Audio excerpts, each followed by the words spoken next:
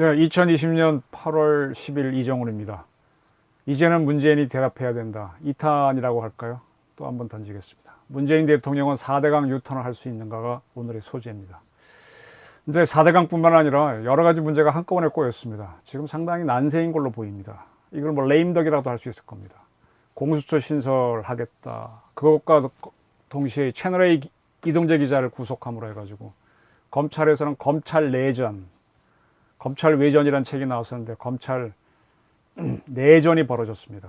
그리고 부동산 문제가 지금 또 굉장히 시끄러워서 시위가 벌어지고 또 홍수가 벌어졌습니다. 홍수와 더불어 4대강 문제가 커졌고 감사원 검사로 탈핵 문제가 또 불거졌습니다. 한꺼번에 여러 가지 문제를 만났는데 영웅은 난세의 그 능력을 드러낸다고 했으니까 이제 문재인 대통령이 어떻게 대처할지 이제 문재인 대통령이 대답해야 할 때로 가는 것 같습니다. 하나하나 조금 살피면서 4대강 문제로 집중하겠습니다. 6월 7일 날 노영민 실장이 본인과 청와대 수석비서관 5명의 사표를 발표했습니다. 사표를 냈다고 했습니다. 강기정 정무, 김조원 민정, 윤도한 국민소통, 김혜숙 인사, 김거성 시민사회수석이 5명의 수석입니다. 근데 이 중에 3분은 다주택 소유자입니다. 근데 사표를 낸 이유는 이 노영민 비서실장하고 김조원 민정수석 비서관 사이의 갈등 때문이다라고 알려져 있습니다.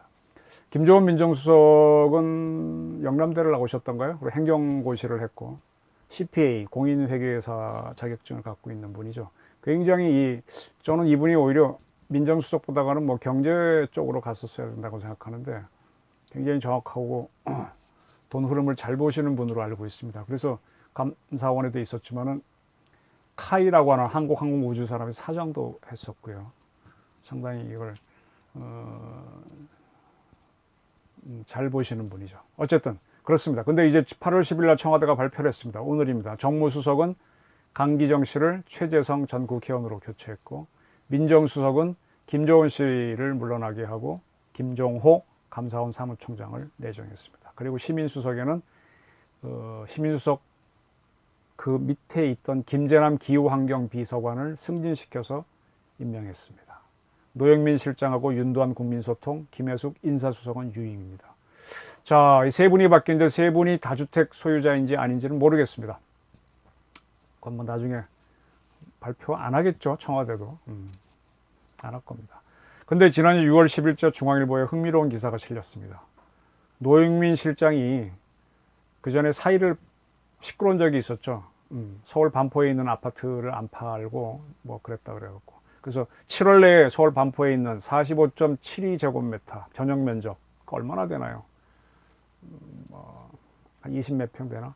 그거를 팔겠다라고 발표를 했는데 중앙일보가 확인을 시도했습니다. 기자들이 이렇게 인퀴저티브 따지고 들어가야 됩니다. 네. 법원 등기부 등본 확인해 보니까 그대로 노영민 비서실장하고 그분 배우자 공동명의로 돼 있는데 그대로 돼 있다 이런 기사를 썼습니다. 그리고 부연하기를 아파트를 매각하면은 그 매각을 중개한 중개업자는 30일 이내에 그 사실을 국토교통부에 신고해야 됩니다. 안 하면 500만 원의 과태료가 나오는 걸로 알고 있습니다. 7월 중순에 거래했다면 잔금 처리가 아직 안 돼서 뭐 반영하지 않았을 수도 있겠죠.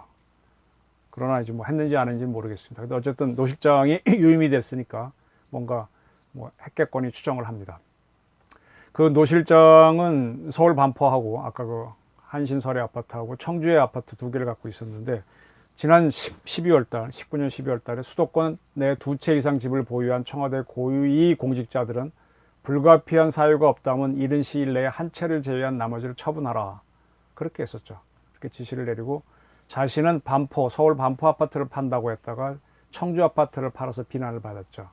그 때문에 이제 서울 반포 아파트를 팔겠다고 했는데 그게 팔았는지 안 팔았는지 확인은 안 됐습니다. 그리고 이제 김조원 민정수석이 상당히 정확하신 분이죠. 이분이 이제 서울 잠실하고 도곡동에 아파트를 갖고 있었는데 잠실 아파트를 판다고 했다가 내놨습니다. 내놨는데 실거래가가 보다 이거 인터넷 보면은 다음 부동산이나 직방 이런 거 보게 되면 최고가, 최저가, 실거래 나오는데 최고가 대비 2억 원 이상 비싸게 내놨다가 걷어들였습니다. 이런 게 뭐 갈등 요인이 될 수 있죠. 그래서 중앙일보는 8월 9일 여권 핵심 인사와 통화를 했는데 노 실장과 김 수석이 청와대 주요 참모가 참석하는 공개회의에서 여러 차례 언성을 높이며 다툼을 벌인 건 사실이다. 네.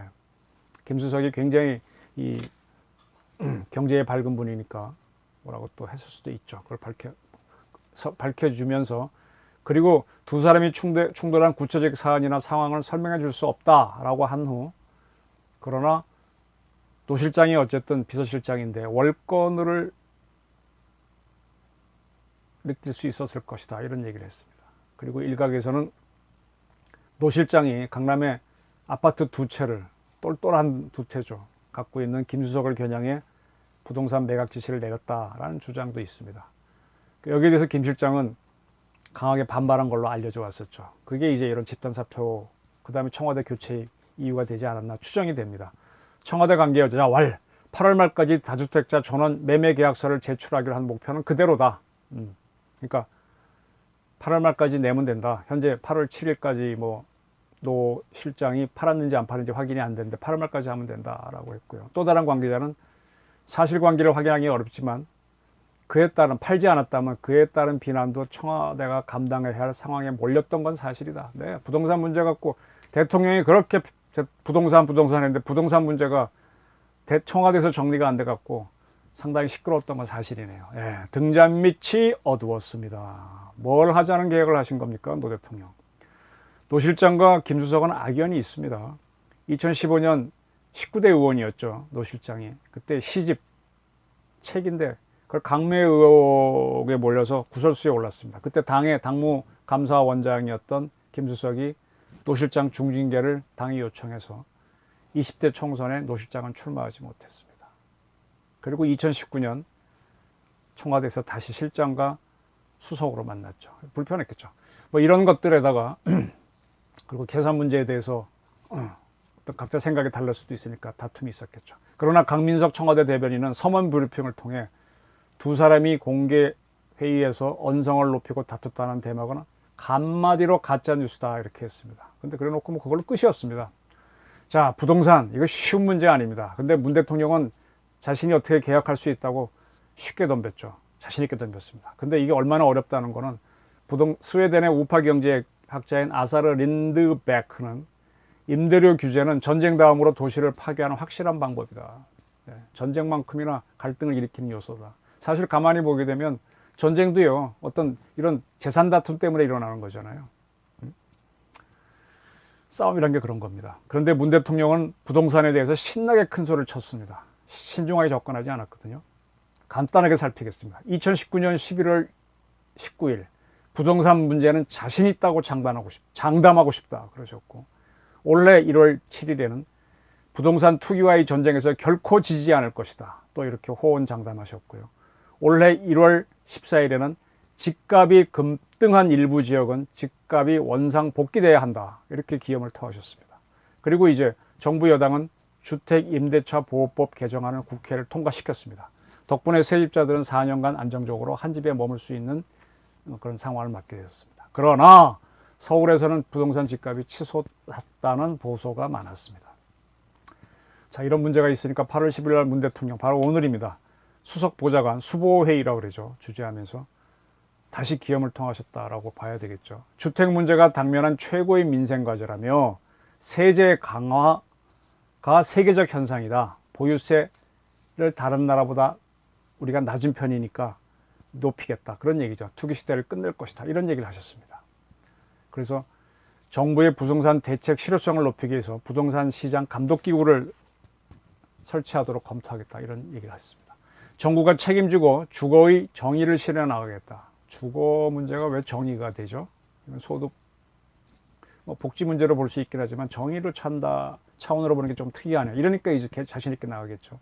실수요자는 확실히 보호하고 투기는 반드시 근절시키겠다는 것이 확고부동한 원칙이다. 이에 대해서 이제 리타이어 하신 분들이 노년에 자기 상계비를 만들기 위해서 임대사업을 하는 거를 2주택자로 봐서 세금을 많이 떼리는 거에서 반발을 하고 있는 게 지금 문제 아닙니까?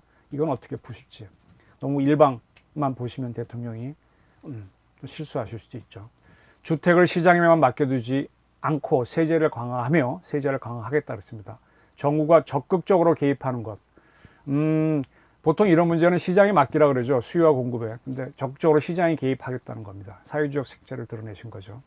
그것이 세계의 일반적인 현상이라면, 세계라고 얘기하셨는데 이건 유럽을 얘기하는 겁니다. 유럽은 대개 사회문제주의, 영국을 제외한 뭐 스웨덴, 프랑스까지 다 그렇게 하니까.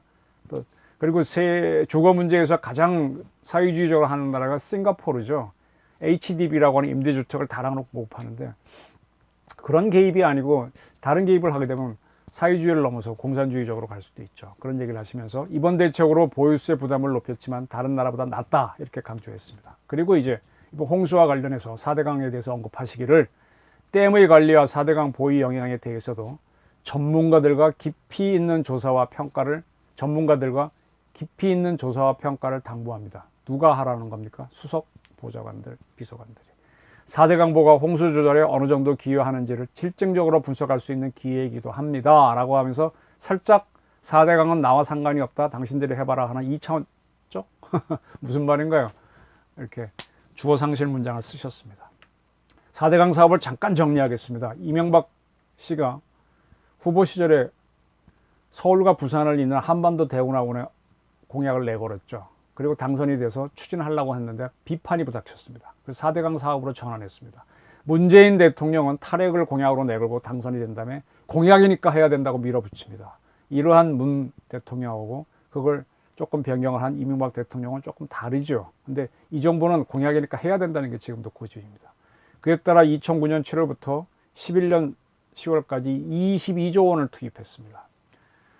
그래서 4대강 사업을 했는데 반대 논리가 이명박 시절에 매우 많았습니다. 그래서 감사원이 감사에 들어가서 이명박 시절인 2010년 1월 25일 감사에 들어갔다가 11년 1월 27일 결과가 나왔는데, 일부 사항에 문제가 나타났을 뿐 예비 타당성 조사와 환경영향 평화, 문화재 조사 부분에서는 문제가 없다.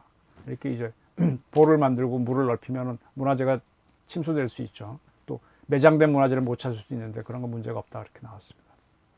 그런데도 계속 시끄러웠어요. 4대강 문제는. 왜냐하면 야당이 많이 떠들었거든요. 문재인 대통령이 있었던.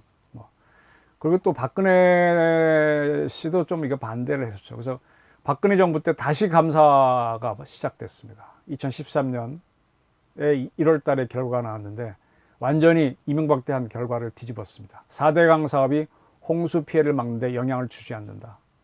홍수를 막지 못한다. 이런 발표를 했습니다. 그리고 설치된 보는 설계 부실로 내구성이 약하고 수질 관리 기준을 잘못 적용했으며 수질 예측을 잘못해 수질 관리에 문제가 많다. 수질 관리, 녹조 현상을 얘기한 겁니다. 물은 고이면 썩죠. 썩으면 썩기 전에 이제 조류가 많아지면 민물에서는 녹조가 많아집니다. 4대강 사업 때 건설된 보는 소규모 보 설치 기준을 따랐다. 대규모 보인데 소규모 보 설치 기준을 따랐다. 따라서 많은 보가 보수가 시급한 것으로 알려졌다. 그리고 수질은 인, 왜 사람 뼈에서 나오는 반짝반짝하는 연, P인가요? pH인가요? 자꾸 생각이 안 나네. 하여간 인입니다. 인성분, 질소, 인산, 카리할 때 인산. 인을 제외한 모든 지표에서 4대강 사업보다 수치가 상승했고 상수원 구간에서 조류 경보제를 시행하지 않아 식수 안전을 위협하고 있다. 식수 문제를 계속 거론했습니다. 자, 이 박근혜 시절에 한 감사원 감사를 옳았는지 제가 좀 검토를 해보겠습니다. 제가 이제 안보 문제를 다루고 원자력을 하고 뭐 이렇게 하니까 환경을 잘 모르실 것 같은데, 제가 초년 기자 때 집중적으로 했던 게 환경 문제입니다. 환경 문제 조금 알고 있습니다. 설명을 드리겠습니다. 자, 우선 소규모 보 설치 기준을 따랐기에 내구성이 약하다고 판단했던 4대강 보는 이번 홍수를 다 견뎌낸 걸로 보입니다. 그래서 소규모 보가 뭔지 기준이 좀 의심스럽고요. 녹조가 고인 보의 물을 갖고 상수원으로는 쓰지 못하는 건 맞는 지적입니다. 그러나 농업용수로는 충분히 사용할 수 있습니다. 왜 그러냐고요? 여러분 여름철에 논에 가보시면은 이 벼를 제치고 보면 거기 다 녹조가 떠 있어요. 수온이 굉장히 뜨겁습니다. 네, 100% 녹조입니다. 그래서 벼농사 하나 하는 데는 큰 문제가 없습니다. 그리고 또 하나 제가 지적드릴 말씀은, 우리 대한민국 하천이 녹초가 여름에 심해요. 근데 그 심한 이유가 보를 해서 가둬놨기 때문인 것도 있지만 더 큰 문제는 농민들이 제공하고 있습니다. 농민들이 여름철에 농사를 짓기 위해서 비료를 뿌리죠. 물에 섞어서 쭉 뿌립니다. 또 비료도 뿌리죠. 농약도 뿌리죠. 그런 것들이 성분이 뭡니까? 그게 다 녹조가 잘 자라게 하는 비료 성분이 특히 그렇죠. 그렇게 거의 논에 뿌린 물들이 밭에도 뿌리겠죠. 비가 오면 어떡합니까? 하천으로 들어오죠. 그러면 하천에 영양분이 많아지죠. 많아지면 어떻게 돼요? 조류가 막 성장합니다. 예?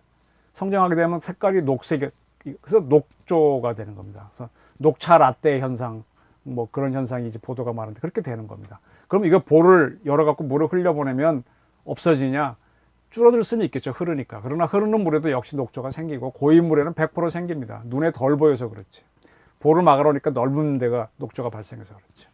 대한민국의 농업을 하는 한 우리나라 하천의 부영양화 녹조는 피할 수가 없습니다. 이 이야기를 했어야 되는데 이 이야기를 감사원은 안 했고요. 환경부도 이 얘기를 얘기 안 했습니다. 그래서 조금 저는 비겁하다고 봅니다. 물을 흐르게 하면 녹조는 줄어들지만 그렇게 되면 우리는 농업용수를 비롯한 공업용수도 그렇고 용수 부족에 직면합니다. 물이 없는 게 중요합니까? 물이 더러워지는 게 더 문제입니까? 근데 녹조는요, 홍수가 져서 물이 많아지면 바로 사라집니다. 별거 아닙니다. 자, 이 볼을 열어서 녹조가 많은 부영양화된 물을 내보내면요, 이 물이 흘러 어디로 갑니까? 바다로 가죠. 바다에 가게 되면 처음 이제 해안가에 도착하게 되면 거긴 또 영양분이 많아지죠. 그럼 거기도 조류가 확 번성합니다. 바다에 있는 조류는 붉은색 적조거든요. 그래서 이 적조가 증가합니다. 그러면 적조 현상이 발생합니다. 그러면 이게 무슨 문제가 생기는가 하면 우리 해안가에선 가두리 양식을 많이 하고요. 굴도 키우고 김도 키우고 대규모 양식을 합니다. 민물에서는 그렇게 많이 안 해요. 치명적으로 이게 죽습니다. 우리 적조 생기면은 막 황토 갖다 뿌리고 막 TV에서 여러 번 보셨죠. 적조를 줄이기 위해서. 그러니까 이 녹조된 물을 갖다가 그대로 내보내면은 그렇게 보시면은 거의 좀 이해가 되실 겁니다. 우리 민물에서는 그렇게 양식을 많이 못 합니다. 근데 해안에서는, 대한민국 해안에서는 특히 남해안, 서해안 굉장히 많이 합니다. 우리나라 강은 대개 남해와 서해로 흘러가는 건 잘 아시죠. 그래서 녹조와 적조는 널뛰기 관계인데 이 부분을 감사원에서 안 봤다는 얘기죠. 박근혜 감사원은 저는 여론을 따라간 면이 있다고 봅니다. 자, 모든 사업은요, 선택입니다. 덜 필요한 것을 버리고 더 필요한 걸 얻는 거예요. 둘 다 갖기는 어려워요. 그래서 금액상 적은 것은 버리고 큰 것을 얻어야 되는데 그걸 다 가지라 그러면 어떻게 합니까? 녹조와 적조 중에서 어떤 게 이익인지를 따져봐야죠. 어떤 게 더 큰 이익인지. 가성비를 감사원은 따졌어야 됩니다. 민물에서도 약간의 가두리는 합니다. 근데 대부분 그물이나 낚시로 잡고 있죠. 근데 해안에서는 대단히 양식을 한다는 부분을 놓쳤다는 겁니다. 그리고 상수원을 갖다가 본류가 흐르는 4대강 본류에 흐르는 보에다가 해서 취수를 해서 상수를 한다는 건 좀 문제가 있죠. 서울도 지금 우리 서울은 팔당에서 합니다. 팔당은 보가 아니에요. 댐이 훨씬 크죠. 큰 저수지니까 거기는 물이 양이 많으니까 수온이 낮아서 녹조가 생기기 어렵습니다. 보는 작은 댐이니까 녹조가 좀 잘 생기죠. 근데 솔직히 말씀드릴게요. 이 보를 만들지 않으면 어느 것도 큰 취수장도 취수를 하기 어렵습니다. 어차피 보는 만들어야 됩니다. 팔당 댐처럼 큰 댐을 만들면 녹조가 덜 생기겠지만 보를 만들면 녹조는 생긴다는 얘기입니다. 근데 이걸 진짜 피하고 싶다면 어디다 만드는가 하면 계곡을 막아서 보를 만들면 됩니다. 계곡 산에는 농업시설이 없으니까 비료가 안 들어오잖아요. 부영양화가 없습니다. 부자는 부자할 때 부자입니다. 영양이 많이 들어오는 거죠. 그러니까 또 수온도 찹니다. 계곡. 거기다가 이제 만들어 놓고 상수원 쓰면 되죠. 그럼 이게 뭔가 하면은 4대강 본류가 아닌 지류 사업을 했어야 되는 사업입니다. 그러면 이 녹조라떼 현상, 상수원 보호를 막아서 상수원 취수하는데 문제가 있다. 이 문제를 피하려면 4대강 지류 사업을 해서 계곡에 보호를 쌓고 취수를 하는 쪽으로 갔었어야죠. 근데 이걸 못하게 했던 게 누굽니까? 네, 누굽니까? 자, 그리고 이제 이렇게 넘어갔습니다. 그리고 2013년 박근혜 정부 때 7월 달이죠. 또 이런 사건이 터집니다. 공정거래위원회가 4대강 사업에 참여한 건설사가 담합했다는 사실을 숨겼다라는 게 밝혀졌습니다. 또 국토해양부가 이걸 묵인했다는 것도 밝혀졌습니다. 그러니까 이거는 부정부패 사건인데 4대강 본질하고는 상관이 없는데 이것 때문에 4대강에 대해서 부정적인 여론이 또 만들어졌습니다.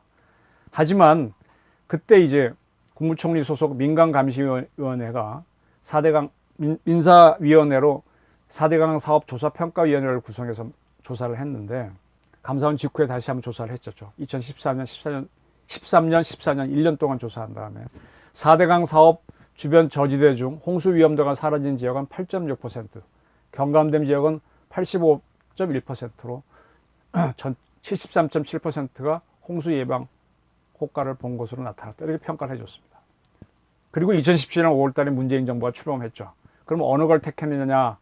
예, 민간위원회가 한 걸 택하지 않았습니다. 박근혜 정부 감사원이 택한 거를 다시 그대로 택해서 바로 정책이 들어갑니다. 그게 6월달에 한 달, 그 6월 19일 날 탈핵 선언하고 다 그 무렵입니다.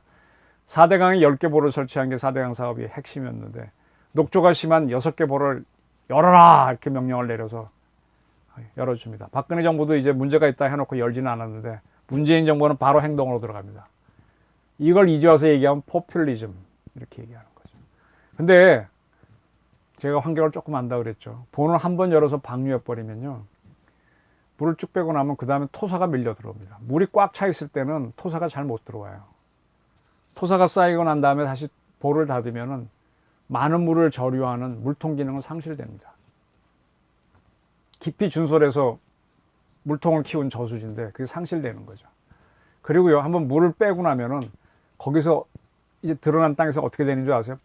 나무가 막 자라. 특히 풀이 잘 자랍니다. 풀은 무성하게 자랍니다. 예, 거기 새떼가 날라와서 보는 거 참 보기 좋죠. 그 다음 무슨 문제가 생기는지 하면 겨울 되면 그 풀들은 서리만 내면 다 퍽퍽거려집니다. 그리고 죽죠. 풀은 죽죠. 그죠? 그리고 봄이 오고 여름이 오면 썩습니다. 썩으면 어떻게 돼요? 썩으면 그게 부영양화가 되는 거죠. 옆 물기가 있으니까. 부영양화가 되니까 녹조 현상이 또 어마어마하게 생깁니다. 다 또 그때쯤 되면 또 우리 농부들이 뿌린 농약 섞인 물들이 들어올 거고. 근데 고인물이 적으니까 녹조가 덜 보일 뿐입니다. 사실은 풀 때문에 더 많이 생기죠. 늘 들어오는 비료양은 들어오는 건데 그 많은 풀들이 죽었으니 또 새 풀이 나서 안 보일 뿐이지만 엄청나게 썩습니다. 근데 국민들은 보개방에서 녹조가 없어졌다 착각이라는 얘기입니다. 그래서 이런 물들이 바다로 내려가면 적조가 또 일어난다는 문제입니다. 네. 그래서 이번에 이제 어쨌든 보호의 효과를 알았는데 이제 보를 다시 닫겠죠. 근데 제대로 쓰려면 다시 준설을 해야 됩니다. 안 써도 되는 돈을 대한민국이 또 쓰게 됐다는 얘기를 제가 고발드리는 겁니다. 자, 이렇게 보호 개방 6개 시켰던 문재인 정부는 18년에 또 감사원한테 또 감사를 하게 했어요. 그리고 박근혜 정부 때 국무총리실에서 했던 민간조사위원회와 또 다른 결과가 나옵니다. 4대강 사업이 홍수 피해를 막는 데 영향을 주지 않는다 이렇게 평가를 했습니다. 그리고 이제 19년부터는 4대강 보를 해체해야 된다는 여론을 열심히 일으켰죠. 근데 그때 저항이 분명히 있었어요. 김무성 의원 뭐 어떻게 보실지 모르지만 뭐 박근혜 대통령 탄핵했다고 비난하는 분들이 많은데 어쨌든 그 양반이 서울역 광장에서 열린 4대강 보 해체 반대 대정부 투쟁 1차 범국민 대회 때 연단에 올라가서 4대강 보 해체하면 다이너마이트로 문재인 청와대 폭파하자고 주장했습니다. 아이고 참 말이면 다 하나요. 예. 자, 그때 진짜 이 4대강 보를 다 해체했으면 이번 홍수에 어땠을까요? 자, 지금 대체로 보게 되면 50일간 이어진 이번 홍수에서 4대강 보가 어느 정도 기여한 걸로 보입니다. 때문에 문 대통령도 오늘 열린 수보 회의에서 홍수 조절에 어느 정도 기여하는지를 실증적으로 분석할 수 있는 기회다라고 이렇게 했습니다. 하지만 문 대통령이 약간 턴을 하셨는데 산지를 깎아 설치하는 태양광 패널이 산사태 유발하고 주염을 그 무너진 패널에서 나온 중금속이 주변을 오염한 거에 대해서는 전혀 언급하지 않았어요. 신재생 부분은 얘기 안 했어요. 또 탈핵 문제에 대해서 언급도 안 했고 4대강 제류 사업이 필요한지에 대해서 언급을 안 했습니다. 조금의 변화를 보인 거죠. 제가 문재인 대통령에게 과감하게 대한민국에서 좀 제안을 하겠습니다. 탈핵 정책을 감사하는 게 문제다고 시비가 붙고 있는데 어쨌든 월성 1호기 조기 폐쇄 감사를 하고 있는 최재형 감사원장이 이끄는 감사원에게 4대강 감사를 다시 한번 맡길 의향이 없는지, 홍수가 났으니까. 이 모든 기준은요, 아까 제가 부영향화 문제를 말씀드렸잖아요. 적조와 녹조 문제. 그리고 어떤 홍수를 기준으로 하냐에 따라서 확확 달라집니다. 그죠? 네. 그래서 제대로 된 감사가 됐는지 항상 제대로 한번 맡겨보시라는 제의를 한번 하겠습니다. 그리고 제가 문 대통령의 문제점을 지적하겠습니다. 그분은요, 도덕적으로 옳다고 보이는 것이 있으면 결연히 이야기하고 바로 행동으로 옮겼어요. 4대강 보를 개방해라. 이걸 만든 사람도 이유가 있을 텐데 쉽게 그렇게 가는 거죠. 그렇게 되게 되면 지지한 세력들은 다 좋다고 박수치고 또 좋아하죠. 근데 어떻게 보면 알맹이는 없는 모습을 많이 보여요. 요걸 딱 지적하신 분이 있어요. 강준만, 옛날에 아주 필명을 날렸고 비난을 보수 세력 많이 비판했던 강준만 교수가 경향신문하고 아주 긴 인터뷰를 했습니다. 아주 긴 인터뷰인데 그 중에 한 대목입니다. 결연한 문 대통령에 대한 평가입니다. 결연한 의지를 공언했음에도 전혀 다른 결과가 나왔으면 4대강처럼 그 이유를 설명하면서 국민을 납득시켜야 할 텐데 오직 의지의 표현만 있을 뿐이에요. 의전이 현실 감각을 못 갖게 만들어요. 의전은 이미지 메이킹이고 이미지 메이킹이 목적이죠. 국가에 필요한 겁니다. 그러나 어느 정도 의전을 중시하느냐는 별개 문제라는 것이죠. 대통령이 연설에서 현실 감각 없는 발언을 했는데도 다 의전이다 의례다. 그러면 이게 뭐예요? 알맹이가 없어지죠. 네, 문 대통령에 대해서 이런 얘기를. 이거는 이제 이번 8월 10일 수석 비서관 보좌관 회의가 있기 전에 나온 인터뷰입니다. 자, 문 대통령은요, 어제 말씀드린 것처럼 월성 1호기를 평가를 조작했던 월성 1호기를 세월호에 비유하면서 탈핵을 해야 된다고 주장하셨던 분입니다. 4대강에 대해서도 아주 강한 부정을 품고 있었습니다. 근데 2020년 지금 만나보니까 하나하나 진실이 밝혀지니까 어떠신가요? 그리고 공수처를 신설하고 검경 수사권 조정을 하고 대공수사권을 국정에서 빼앗으면 이게 개혁인 줄 아는데 막상 하려니까 지금 힘들죠. 아니죠. 네. 오히려 국가를 약화시킬 수 있죠. 또 민원연의 주장대로 가게 되면 언론개혁이 될 줄 아는데 막상 해보니까 오히려 민원연 출신의 방송심의위원장하고 누구하고 유착이 된 거 아니냐 이런 문제가 나오고 또 권력과 특정 언론이 공작을 한 이런 작태가 드러나고 있습니다. 이게 뭡니까? 자, 통일부 장관인 이인영 씨는 대한민국 재산을 대통령은 재산권 보호하라 그랬는데 재산을 파기한 북한에 대한 지원을 밝히고 있습니다. 이거는 문 대통령이 이인영 씨를 장관시켰으니까 남북 문제에 대해서 마이웨이 하겠다는 신호로 보이는데 그러한 문 대통령께서는요 2톤짜리 탄두를 가진 현무포 시험 발사를 자랑하셨어요. 북한이 좋아하겠습니까? 또 경항모 건조를 밝히게 했습니다. 이게 도대체 정리가 안 돼요. 북한을 지원하면서 북한을 거부하는 국민의 지지도 받겠다는 건가요? 이건 난센스죠. 이거는 이미지는 하나로 가야 되는데 둘로 가게 되면 이거는 스키조프레니아가 될 수 있습니다. 자꾸 이제 문 대통령 언행에서 모순이 발생하고 있는데 4대강에 대해서도 그런지 이제 모순이 발생했습니다. 이거 모순이 변화로 가는 조짐인지 모순인지를 이제 궁금한 거예요. 부동산 문제에 대해서도 청와대 딱 조짐 보니까 이상한 거잖아요. 이제 한번 정리를 했습니다만 이제 부동산 정책이 흔들리지 않았다고 본인은 얘기하셨습니다. 진짜 이제 제가 지켜볼 겁니다. 그래서 지금 이제 모순이 드러나고 있으니까 이제 이 모순을 줄이는 방법은 문 대통령이 어느 노선인지 분명히 대답을 하셔야 설명을 해 달라는 얘기입니다. 이제는 문재인이 대답해야 된다는 얘기입니다. 그리고 대통령은요 자신의 이념을 실현하는 아까 이명박 대통령도 한 번 더 대운하한다 그랬다가 4대강으로 바꿨듯이 공약도 바꾸는 거거든요. 근데 계속 밀어붙이겠다는 걸 표시하셨으니까. 근데 그게 대통령의 자리가 아니라 자기의 이념을 실현하는 자리가 아니라 국민을 위해서 헌신하는 자리니까 국민이 주인이거든요. 거기에 맞추는 게 맞다고 봅니다. 지금 8월 15일 날 우파 세력이 큰 시위를 한다 그러는데 지금 비가 계속 오니까 이 비가 8월 15일까지 계속 이어지기를 바란다라는 정부 여당의 바람이 있는 걸로 알고 있습니다. 기우제시는 건가요? 그러나 그날 큰 비가 내리든 안 하든 레임덕이라고도 하는 난세는 무섭게 문재인 대통령을 올가매고 다가오고 있습니다. 그리고 문재인 대통령의 능력이 뭔지 하나하나 점검에 들어갈 겁니다. 이거는요 어떠한 대통령도 피하지 못했습니다. 처음에 몇 년간은 그 위세에 눌려서 가만히 있지만 그게 성공을 하게 되면 성공해도 덤벼듭니다. 세상은. 근데 실패를 하게 되면 자꾸 조입니다. 이명박, 박근혜, 노무현, 김대중, 김영삼, 그 이전에 노태우, 전두환, 박정희, 윤보선 씨는 말할 것도 없고 이승만 다 그랬습니다. 여기서 벗어나지 못합니다. 그래서 문재인 대통령은 내가 이랬다 그리고 그게 틀렸으면 바꾸겠다 아니면 마이웨이 하겠다라는 걸 분명히 답해야 된다. 제가 이걸 요구하는 건 제 입에서 나왔지만 제 요구가 아니라 아마 하늘의 요구고 국민의 요구고 시대의 요구일 겁니다. 제가 빌려서 얘기했을 뿐입니다. 이제는 문재인 대통령이 대답할 때입니다. 4대강 문제에 대해서 문재인 대통령은 보다 분명한 얘기를 하셔야 됩니다. 4대강에 대해서 하나 분명히 이야기를 하시고, 탈핵에 대해서도 얘기하시고, 또 부동산에 대해서도 다음 기회에 또 한 번 얘기하시고, 이렇게 할 때가 되었다고 저는 봅니다. 감사합니다.